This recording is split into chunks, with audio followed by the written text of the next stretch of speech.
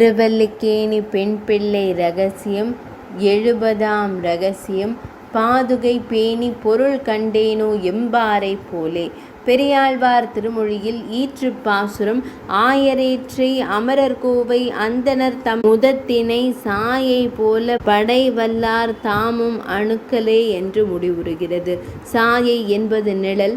சாயை போல பாடவல்லார். இப்பதத்திற்கு பொருள் என்ன என்று சிலர் எம்பாரை கேட்க, அவர் உடையவர் ஸ்ரீபாதத்தில்தான் இது கேட்டிலேன்.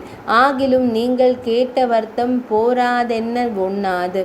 இப்போதே கேட்டு உங்களுக்கு சொல்ல ஒண்ணாதபடி உடையவரும் திருக்கோட்டியூர் நம்பி ஸ்ரீபாதத்தேர எழுந்தருளினார்.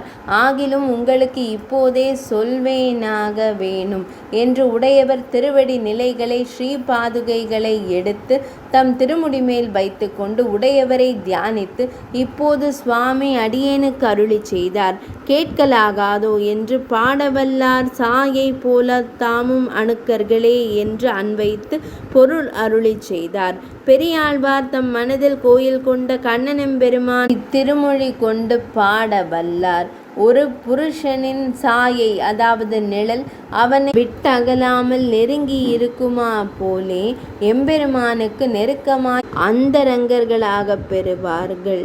திருப்பல்லாண்டு சேவடி செவ்வி திருக்காப்பு என்று பாடவல்லார் நிழலும் அடிதாருமாக பெறுவர் என்று பெரியவாச்சான் பிள்ளை வியாக்கியானம். அடிதூறு திருவடியிலுள்ள ரேகைகள். எம்பாரின் ஆச்சாரிய பக்தியும் அவருக்கிருந்த ஆச்சாரிய அனுகிரகமும் இங்கு வெளியாகின்றன.